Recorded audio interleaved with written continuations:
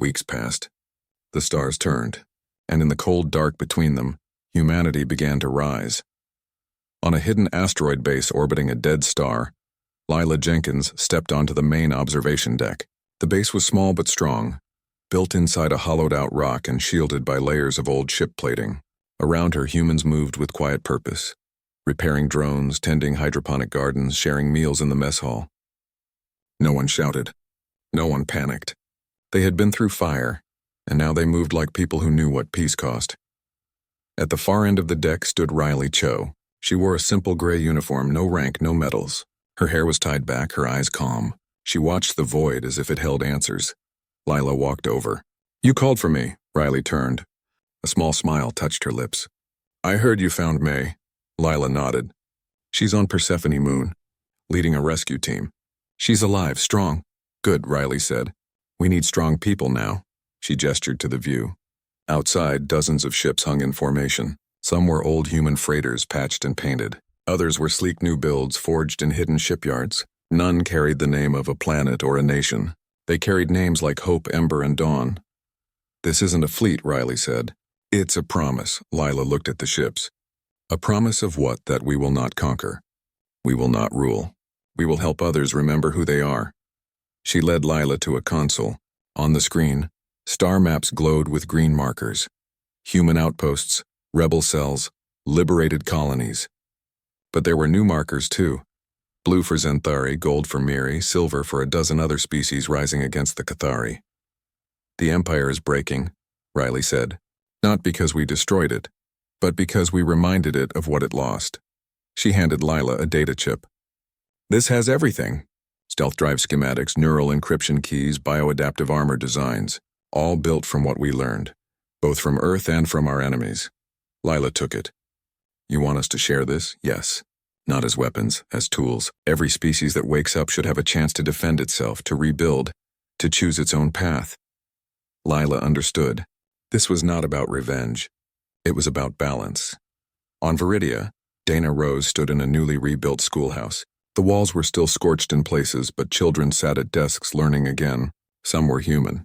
Some were young Cathari, whose families had stayed after the surrender. They shared books, drew pictures, played games. Dana taught them history. Not just human history, but the stories of all who had suffered under the Empire. She taught them that silence could be strength, but only if it led to action. A little girl raised her hand. "Miss Rose, will the war come back?" Dana knelt beside her. "Maybe, but now we are ready. And we are not alone." Far away on the Iron Crown, now renamed the Dawn Carrier, Grand Warlord Kor oversaw the dismantling of weapons. His ship no longer carried the Scorcher. In its place, it held medical supplies, seeds, and clean water. He had sent messages to every Cathari world. "Lay down your arms, listen, learn." Many refused, but many more obeyed. The Empire had ruled through fear for centuries. Now something new was growing in its place. Doubt, then curiosity, then change. Back at the asteroid base, Riley gathered her people. Not for a battle plan, but for a choice. "We can hide again," she said. "We can vanish into the dark and wait for the next storm. Or we can step into the light and show others how to stand." No one spoke at first. Then Eva Morris stepped forward. "I say we stand," others nodded. Dana's voice came over comms from Viridia. "We stand." May's team on Persephone echoed it. "We stand." From a dozen outposts, the message grew. "We stand." Riley looked at Lila. "What do you say?" Lila thought of her sister, of the child's voice that broke the silence, of the faces on the screens. "I say we teach them," she said. "Not how to fight, how to remember." Riley nodded. "Then that is our mission." Over the next days, the base became a school. Engineers taught alien technicians how to build resonance shields. Doctors shared cures for diseases the Cathari had ignored. Artists showed others how to tell stories that healed instead of hurt. The Marlowe, once a ghost, now served as a messenger. It traveled from system to system. Not with weapons, but with knowledge. Wherever it went, hope followed. One evening, Lila stood with Riley on the observation deck again. The stars were bright. "Do you think they'll understand?" Lila asked. "The others, I mean. Will they see what we're trying to do?" Riley watched a ship depart, a small Zenthari vessel carrying human-designed water purifiers. "They don't have to understand right away. They just have to try." She turned to Lila. "You know, we never wanted war. We just wanted to live, to grow, to dream. And now, Lila asked. Now we help others do the same. In the weeks that followed, the silent ships did not return to silence. They became beacons. Wherever oppression lingered, a human vessel would appear, not to fight but to whisper, to leave behind a data chip, a seed, a song. On 1,000 worlds, children learned a new phrase in their schools. We remember. And in the halls of old empires, leaders began to listen. Riley Cho never took a title. She refused to be called admiral or general. She was just captain. Just Riley, and that was enough. One night, as the base prepared for its next mission, Lila found her standing alone by the Marlowe's airlock. Where are we going next? Lila asked. Riley looked up at the stars. Somewhere they've forgotten how to hope. And we'll remind them. Yes. She placed a hand on the ship's hull. Tell them the humans are back, not as conquerors, not as victims, but as neighbors. As the Marlowe powered up, its blue light filled the hangar. Outside, the fleet waited, not for orders but for purpose, and in the quiet dark, the silent ships began to wake. The Iron Crown emerged from warp like a storm made of metal. It was twice the size of the Iron Maw. Its hull lined with weapon ports that glowed red with stored power. At its heart pulsed the Scorcher, a planet-killer beam designed to boil oceans and melt cities into glass. The Cathari High Command had sent their most feared ship not to conquer, but to erase. On the bridge of the Iron Crown, Grand Warlord Kor stood with his hands clasped behind his back. He was younger than Vrex, sharper, colder. He did not believe in honor or fear, only order. And humanity had broken that order. Target the Marlowe, he said. Burn Viridia clean. Leave nothing but ash. His officers obeyed without question. Targeting systems locked. The Scorcher began to charge. Energy built in the core, humming like thunder. But something was wrong. The Marlowe did not move. It did not flee. It simply hung in orbit, its blue aura pulsing gently like a heartbeat. Then, without warning, every screen on the Iron Crown lit up. Not with alarms, not with enemy signals, with faces, billions of them, human faces, old and young, smiling and crying, working and playing. Farmers in fields, children in classrooms, doctors in hospitals, artists painting under open skies. Each face spoke one phrase in their own language, but the meaning was clear across all. We remember. The transmission came from everywhere, from the Marlowe, from Viridia, from hidden satellites, even from inside the Iron Crown's own systems. Riley Cho's truth virus had spread deeper than anyone knew. Kor snarled. Shut it off, but it could not be shut off. The images were woven into the ship's very code. They played on every console, every helmet display, every public screen in the Cathari fleet, and it was not just humans. Next came the Zinthari, slim, four-armed beings whose homeworld had been glassed for refusing to join the Empire. Then the Miri, water dwellers whose oceans had been poisoned for mining. Then a dozen more species, all victims of Cathari expansion, all shown in moments of peace before the war. The message was clear. The Cathari had not brought order. They had brought silence through violence. And now, the silenced were speaking. On the Iron Crown's lower decks, Cathari soldiers paused. Some removed their helmets. Others stared at the screens, confused. They had been taught that conquered species were weak, chaotic, unworthy. But these faces showed strength, community, love. A young Cathari engineer whispered to his friend, "My grandmother was Zinthari. They told me she died in an accident." His friend said nothing, but his hands trembled. On Viridia, Dana Rose stood on a rooftop watching the Iron Crown loom in the sky. She held a small radio. Through it, she heard Riley Cho's voice. "Do not fight the ship. Fight the lie." Dana understood. She turned to her team. Broadcast everything. Every song, every story, every memory.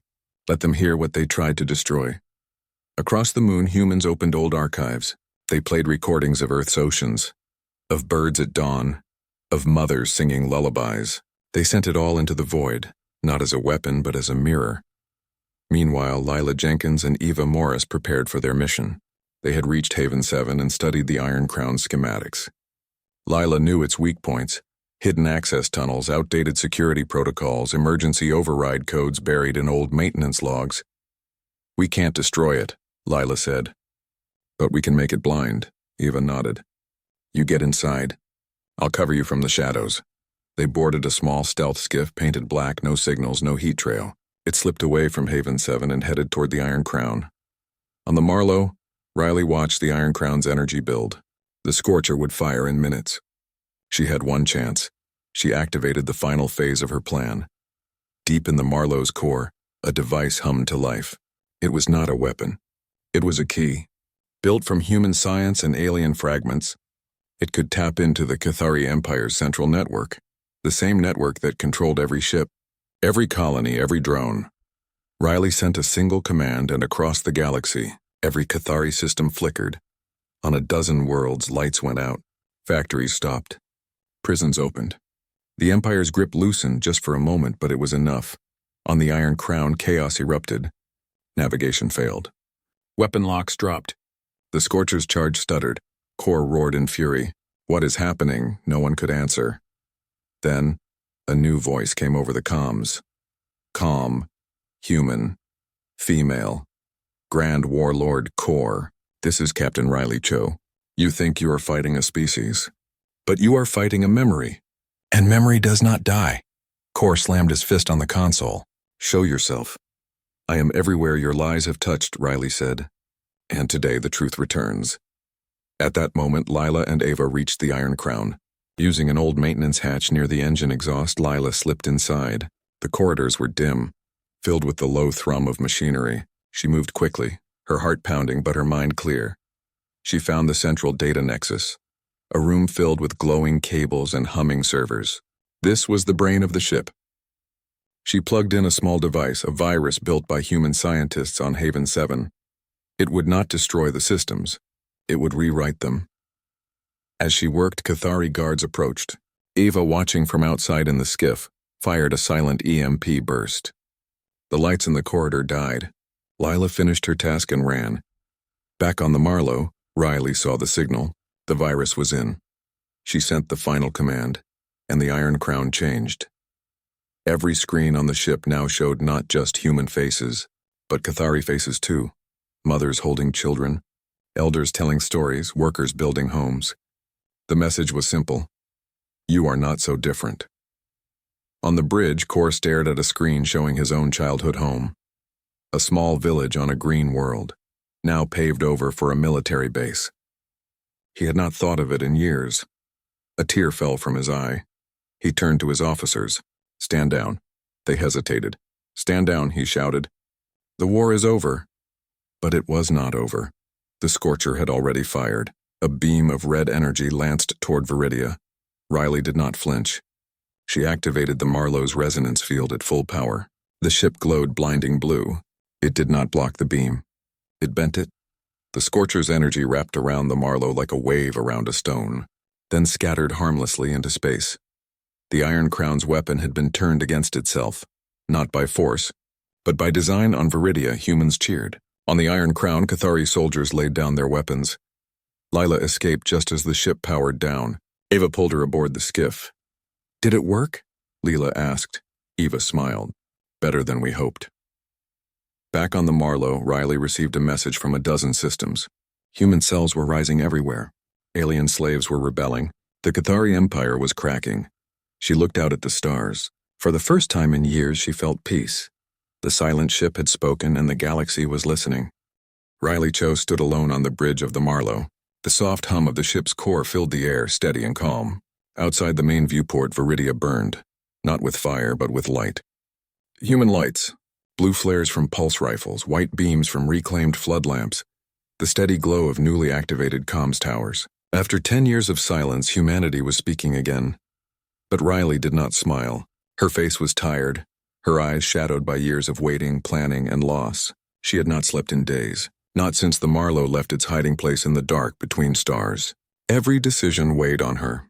Every life lost was hers to carry. The Marlow was never meant to be a warship.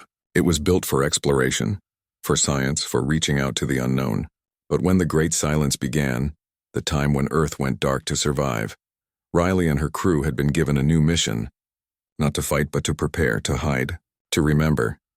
They seeded the galaxy with hidden outposts, buried data vaults beneath alien moons, trained sleeper cells in 100 colonies. They turned knowledge into weapons and memory into armor. The Marlow became a ghost, drifting through dead systems, watching, waiting for the right moment. That moment was now. On her console, reports poured in. Viridia was holding. Human cells had taken control of 3 major districts. Cathari forces were confused, divided, some even surrendering. The truth virus Riley had unleashed was spreading faster than any weapon. Cathari citizens were learning what their leaders had done. Riots had broken out on 2 core worlds, but Riley knew this was only the beginning. The Cathari High Command would not let this stand. They would send more ships, bigger ships, entire fleets, and humanity, scattered and hidden, was still outnumbered. She tapped a command. A hologram appeared, a star map, dotted with tiny green lights. Each light was a human safe zone, a listening post, a weapons cache. Most were dormant, but now they were waking. "Activate Protocol Echo," she said softly. Across the sector, hidden relays powered up. Old Earth satellites, disguised as space junk, turned their dishes toward Viridia. Underground labs opened their vaults. In asteroid mines, workers pulled rifles from false walls. The quiet war was no longer quiet. Meanwhile, Lila Jenkins drifted in her escape pod toward the outer rim. The Iron Maw was far behind, a dying ember in the void. She had watched it fall apart from her small window. Lights flickering, sections breaking away, Cathari ships fleeing in all directions. She felt no joy, only relief and fear. Her pod was small, barely shielded. If a Cathari patrol found her, she was dead. But she had the coordinates. A string of numbers Riley Cho had broadcast on a narrow band only humans would recognize. It led to a place called Haven 7, a hidden base built inside a dead comet. As she floated, she thought of May. Her sister had been on Proxima Colony when it fell. Lila had assumed she was gone. But what if she wasn't? What if May was like Dana Rose, waiting, hiding, ready to fight? The thought gave her strength. Suddenly, her pod sensors beeped. A ship was approaching. Not Cathari. Too small. Too quiet. A human vessel. It matched course with her pod, then extended a docking arm. Lila held her breath as the airlock cycled. The hatch opened and a woman in a worn flight suit stepped in. Short brown hair, sharp eyes, a scar across her cheek. "Lila Jenkins?" the woman asked. Lila nodded. "I'm Captain Eva Morris. Riley sent me. Welcome home." Lila almost cried. Home. She hadn't heard that word in years. On Viridia, Dana Rose walked through the ruins of the central plaza. Cathari banners lay trampled in the dust. Humans moved with purpose, carrying supplies, tending wounded, setting up power cells. They were exhausted, but their eyes were bright. A young boy ran up to her, holding a broken Cathari scanner. "Miss Rose, I fixed it. It can track their drones now." Dana ruffled his hair. "Good work, Leo. You're a hero." "Am I?" he asked, wide-eyed. "Every one of us is," she said. They had no army, no fleet, but they had each other. And that was enough.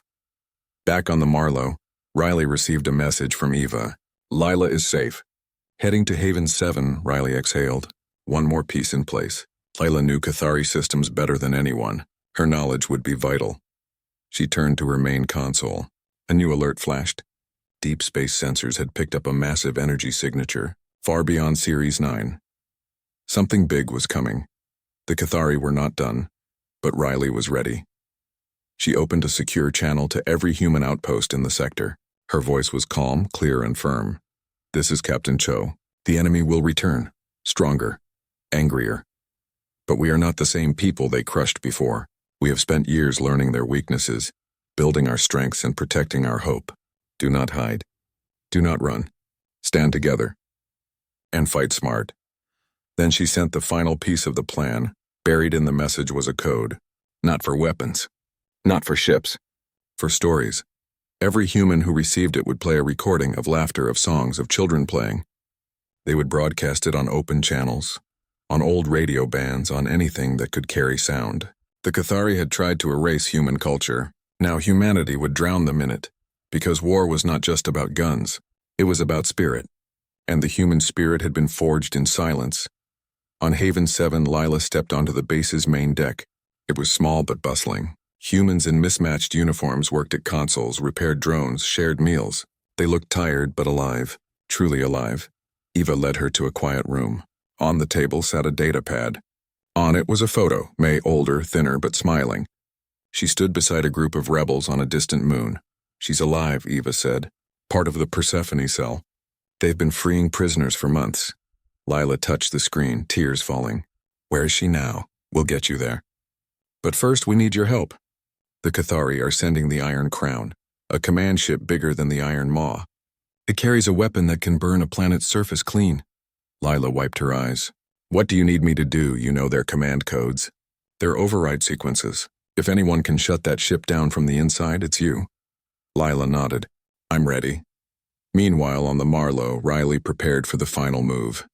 The ship's core glowed brighter. Its resonance field expanded. She was not just hiding anymore. She was becoming a beacon. Every human who saw the Marlow in orbit would know they were not alone. Every alien who saw it would know humanity was not broken. She thought of her crew, gone now but not forgotten. They had given everything so this moment could happen, so Earth's children could stand tall again. Outside, the stars watched in silence, but the silence was ending. Riley activated the Marlow's last secret, a device built from stolen Cathari tech and human ingenuity. It didn't destroy. It revealed. It would show every being in range the truth of what the Cathari had done, not just to humans but to dozens of species. The war was no longer just humanity's, and Riley Cho would make sure the galaxy saw it. As the first signs of the Iron Crown appeared on long-range scans, Riley stood tall. Let them come, she whispered. And the Marlow waited, silent no more. Chaos spread across Viridia like wildfire. The Cathari had ruled this moon for over a decade, building domes of reinforced alloy over cities, farms, and factories. They thought they had crushed every trace of human life. They were wrong. Beneath the surface, in tunnels carved during the early days of colonization, humans had waited, not as prisoners, not as slaves, as soldiers in hiding. They worked in Cathari fields by day, spoke the alien tongue, obeyed every order. But at night they whispered old Earth songs and practiced with hidden weapons. They were teachers, doctors, engineers, but they were also fighters. And now, with the Marlow in orbit, their time had come. The uprising began not with explosions, but with silence. Power grids failed. Water pumps stopped. Comms towers went dark. Then from alleyways and rooftops, blue flashes lit the night. Pulse rifles, small, sleek, humming with energy, cut through Cathari armor like paper. The aliens, bred for open battle, had no defense against ambushes in their own streets. In Sector 7, a school teacher named Dana Rose led a group of former students through a maintenance tunnel. They carried packs filled with shaped charges and neural disruptors, devices that scrambled Cathari nervous systems without killing them. Dana had taught these kids math and history. Now she taught them how to free their home. Stay low, she whispered. They expect us to be scared. Show them we're not. Above ground, Cathari patrols scrambled. Alarms wailed. But their command structure was breaking. The Marlow's energy field had knocked out half their systems.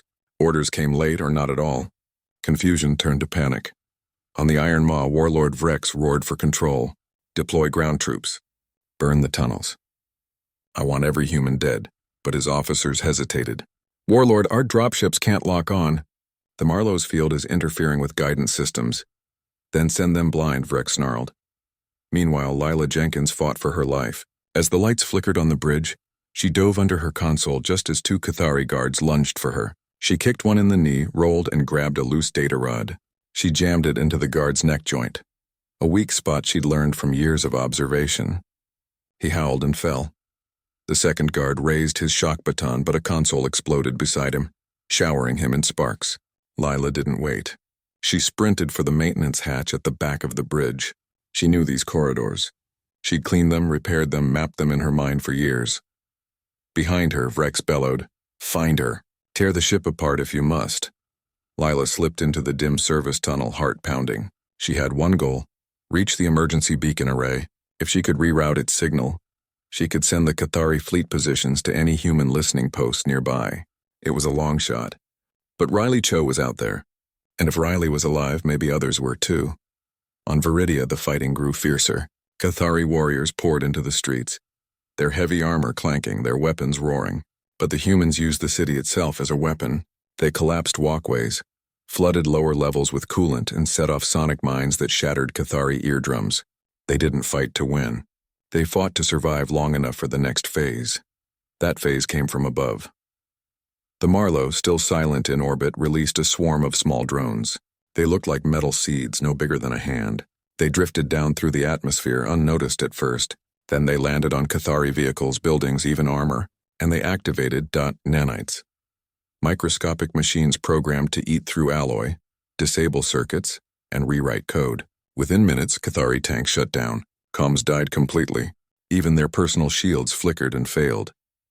Dana Rose watched from a rooftop as a Cathari warwalker, tall as a building, staggered and collapsed, its joints rusting in seconds. She smiled grimly. They thought we were primitive. They never saw our science. Back on the Iron Maw, Lila reached the beacon chamber. It was guarded, but the crew was distracted by the chaos on Viridia. She slipped inside, her fingers flying over the controls. She bypassed the Cathari encryption using an old Earth algorithm hidden in a lullaby her mother used to sing. It was silly, but it worked. The Cathari never thought to scan nursery rhymes for code. She uploaded the fleet coordinates, tagged with a simple message. Viridia rising. Marlow present. Strike now. She didn't know if anyone would receive it, but she had to try. As she turned to leave, the door hissed open. A Cathari officer stood there, weapon raised. But he didn't fire. He just stared at her. You knew, he said, his voice low. You knew they were coming? Lila nodded. We always knew. He lowered his weapon slightly. Why now? Because silence only works if someone is listening. And you stopped listening a long time ago. Before he could respond, the ship shook. A deep, thunderous boom echoed through the hull. The Iron Maw had been hit not by a missile, not by a laser, by something else. On the main screen of the bridge, Vrex watched in horror as 3 human frigates dropped out of warp near the gas giant. They were small, fast, and covered in the same blue energy as the Marlow. They hadn't been on any scans. They'd been hiding in the planet's magnetic shadow. Impossible, Vrex growled. Humanity has no fleet, but they did, and they were attacking. The frigates fired not weapons, but data bursts. Every Cathari ship in orbit suddenly displayed the same image on every screen. A human child holding a flower, standing in front of a ruined city. The words below read, "We remember." It was psychological warfare, and it worked. Cathari warriors, raised to believe humans were weak and broken, saw something they couldn't understand. Resilience. Memory. Love. Some ships powered down. Others turned away. The fleet was fracturing. On Viridia, Dana led her group to the central comms tower. They planted a device at its base, a transmitter built from scrap and hope. When it activated, it didn't send a signal to the stars. It sent one to every human earpiece, every hidden radio, every old wristwatch still ticking in a drawer. The voice that came through was Riley Cho's. This is Captain Cho. If you can hear this, you are not alone. Rise, resist, remember who you are. Across the moon, humans stood taller. They fought harder. They were no longer hiding. They were reclaiming. Lila, cornered in the beacon room, heard the voice too. Tears filled her eyes. She thought of May. Was her sister out there somewhere? Fighting, waiting? She had to believe it. The Cathari officer in front of her lowered his weapon completely. My daughter. She liked human stories, he said quietly. Before the purge, Lila didn't speak. She just nodded. Then the ceiling exploded. Debris rained down. Alarms screamed. The Iron Maw was taking heavy fire. Lila saw her chance. She ducked past the officer and ran down the corridor toward the hangar bay. She knew where the escape pods were. Behind her, the officer didn't follow. He stood still, staring at the wall screen where the child's image still played. On Viridia, the tide had turned. Cathari forces were retreating to their strongholds. The humans held the streets. They didn't have the numbers. They didn't have the firepower. But they had something the Cathari could never understand. Unity born from loss. Riley Cho watched from the Marlow's bridge. Her face was calm, but her hands trembled slightly. She had waited 10 years for this moment. Trained, planned, sacrificed. Her crew was gone. Her home was dust, but Earth's legacy lived in every human who stood up today. She opened a new channel, not to the Cathari, not to her own people, to the galaxy. To every species watching, she said, her voice steady, humanity is not gone. We were silent because we were healing. Now we are ready. Then she gave the order. The Marlow fired its main weapon for the first time. It wasn't a beam. It wasn't a missile. It was a pulse, a wave of pure information. It spread across the system, entering every Cathari database, every network, every drone, and it carried a virus, not to destroy, to reveal. Suddenly, every Cathari screen showed the truth. Footage of human colonies burning, of children taken, of lies told by the Empire to justify conquest. The Cathari public had never seen it. Their leaders had hidden it all. Now the truth was everywhere. On the Iron Maw, Vrek stared at the screens, his face twisting in rage and fear. His empire was built on control, and control was slipping through his claws like smoke. Lila reached the hangar. She climbed into an escape pod, her hands shaking but sure. She input the coordinates Riley had broadcast, the location of a hidden base near the outer rim. She didn't know if it was real, but she had to believe.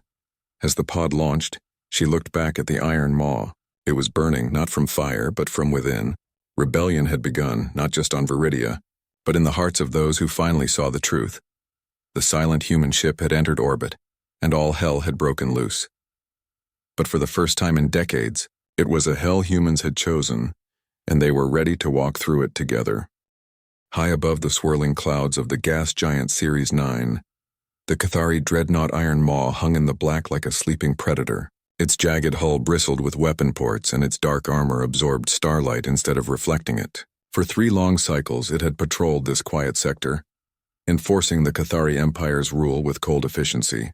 Every world nearby had fallen. Every species had either surrendered or been erased. Peace in the Cathari way meant silence, and silence meant obedience. On the bridge of the Iron Maw, Warlord Vrek stood with his arms crossed, his scaled chest rising and falling slowly. He was old for a Cathari, his horns scarred from 100 battles, his eyes sharp with the kind of patience that only comes from total control. He watched the star chart scroll across the main display. Nothing moved. Nothing dared, except for one thing. Far out near the asteroid belt, a human ship drifted. It had been there for over 3 standard cycles, motionless, dark, and dead. No energy signature, no comms, no life signs, just a ghost of metal tumbling slowly in the void. The Cathari had scanned it repeatedly. It was the U.S. Marlowe, a deep-range exploration cruiser from the old human fleet. According to their records, it had vanished during the early years of the Great Silence, the time when humanity suddenly stopped broadcasting, stopped fighting, stopped existing as a known force in the galaxy. The Cathari assumed the humans had finally collapsed. Maybe they'd turned on each other. Maybe they'd fled into the void. It didn't matter. They were gone. And this ship was just another tomb. But not everyone believed that. In the sensor pit near the rear of the bridge, Lila Jenkins sat hunched over her console. She was human, once a prisoner, now a conscripted technician.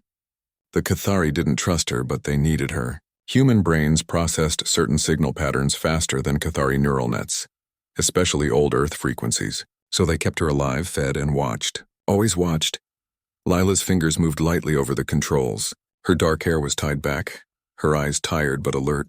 She hadn't seen another human in 7 years, not since the fall of Proxima Colony. She remembered her sister May's voice, the smell of rain on Earth, the sound of birds in the morning. All gone now. Or so she thought. Then she saw it, a flicker, so small most would miss it. A microsecond energy pulse from the Marlowe. Not a distress call, not a weapon charge, just a heartbeat. Her breath caught. She ran a diagnostic. Nothing. She reran it. Still nothing. But she knew what she saw. That ship wasn't dead. It was waiting. She glanced around. The Cathari officers paid her no mind. To them she was furniture, useful but silent. She tapped a private log entry into her pad, encrypting it with an old Earth cipher she'd memorized as a child. Then she watched. Hours passed. The Iron Maw continued its slow orbit. Frex gave orders to prepare for a routine sweep of the outer moons. Nothing unusual. But Lila couldn't shake the feeling in her gut. The Marlowe had been listed as lost with all hands. Yet here it was, right where no one expected it, and it was pointed directly at Series 9's only inhabited moon. Viridia. Viridia held 3 million Cathari colonists. Farms, factories, barracks. It was the heart of this sector. And the Marlowe was drifting closer to it every minute. Lila checked the ship's trajectory again. It wasn't drifting. It was maneuvering. Using gravity assists from the asteroids, it was steering itself with impossible precision. No thrusters firing, no engine bloom. Just silent, ghostly movement. She swallowed hard. This wasn't just a derelict. This was a trap. Or a message. Before she could decide what to do, the alarm blared. Red lights flashed across the bridge. Every console lit up at once. The Marlow had powered up, not slowly, not with warning. One moment it was dark. The next, its hull glowed with a soft blue aura like moonlight on water. Energy readings spiked off the charts. Shields, no, something else, wrapped around it like a second skin. And then, without firing a single weapon, without broadcasting a single word, it jumped. Not through warp, not through slipstream. It simply vanished from the asteroid belt and reappeared in low orbit around Viridia. The bridge erupted into chaos. Report. Vrex roared, his voice like grinding stone. The human vessel. It just appeared in Viridia orbit. A Cathari officer stammered. No jump signature. No energy trail. It is just there. Impossible, Vrex snarled. Scan it, lock weapons, prepare orbital strike. But the weapons officer shook his head. Targeting systems are glitching. The ship, it is emitting some kind of field. It is scrambling our sensors. Lila kept her head down, but her heart pounded. She knew that field. She'd seen it once long ago, in a classified Earth defense briefing. It was called a resonance cloak. It didn't hide the ship, it made it unreadable. Like trying to read a book written in smoke. On the main screen, the Marlow hung in orbit, silent and still. It didn't attack. It didn't flee. It just watched. Then something even stranger happened. A single audio signal burst from the Marlow, not on military channels, not on encrypted lines. It blasted across every open frequency in the system. Cathari comms, civilian bands, even the emergency beacons on Viridia. It was a child's voice. Soft. Scared. Human. Mom said you'd come back. The words hung in the air like a ghost. The Cathari officers stared at each other, confused. To them it was just noise. Meaningless sound. But Lila felt tears sting her eyes. She knew that voice. Not personally, but she knew what it meant. It was a code phrase. One used in the final days of the human resistance. A signal that the long wait was over. Vrex turned to her, his yellow eyes narrowing. You human, what does this mean? Lila kept her voice flat. I don't know, Warlord. It sounds like a recording, probably from the ship's logs. Lies, he hissed. You recognize it. She met his gaze, forcing calm into her voice. I recognize it as human. That's all. We used to leave messages like that for lost ships, hoping someone would hear. Vrex studied her for a long moment. Then he turned away. Destroy it. Full bombardment. Burn it from the sky. But before the order could be carried out, the comms officer shouted, Warlord! Viridia surface, there's movement! On the screen, the moon's surface lit up. Not from explosions. From lights. Thousands of them. Then tens of thousands, hidden beneath the soil, inside buildings, in tunnels no Cathari survey had ever found. Humans were waking up. They weren't soldiers in uniform. They wore worker clothes, farmer boots, medical scrubs. But in their hands they held weapons that glowed with the same blue light as the Marlow. Lila's breath stopped. Sleeper cells. They'd been here the whole time. Hiding. Waiting. Just like the stories said. And now, with the Marlow in orbit, they were rising. Vrex roared in fury. How did they get there? No one answered. Because no one knew. But Lila did. She remembered the evacuation orders from Earth. Not all ships fled. Some stayed. Some went deep. They planted seeds, not just crops, but hope. And now, after decades of silence, those seeds were blooming into war. The Iron Maw's weapons finally locked on the Marlow. But as the firing sequence began, the human ship pulsed once more. A wave of energy rippled outward. Not destructive, but disruptive. Every Cathari system on the bridge flickered. Lights dimmed. Consoles rebooted. In that moment of chaos, Lila made her choice. She slipped a small data chip from her sleeve and inserted it into a hidden port beneath her console. It contained everything she'd recorded. The Marlow's signal, the child's voice, the energy patterns. If she died, someone might find it. Someone human. On the screen, the Marlow remained still. Unmoving. Unafraid. And then, from deep within the ship, a new transmission began to play. Not a child this time. A woman's voice. Calm. Clear. Strong. This is Captain Riley Cho of the USS Marlow. We've been waiting. Tell them the silence was never weakness, it was preparation. The words echoed through the Iron Maw's bridge like a death knell. Rex turned slowly, his eyes burning with rage. He pointed a clawed finger at Lila. Kill her. But before the guards could move, the lights went out completely. Emergency power kicked in, casting the bridge in red gloom. Outside, the stars seemed to hold their breath. The silent human ship had entered orbit, and all hell was about to break loose.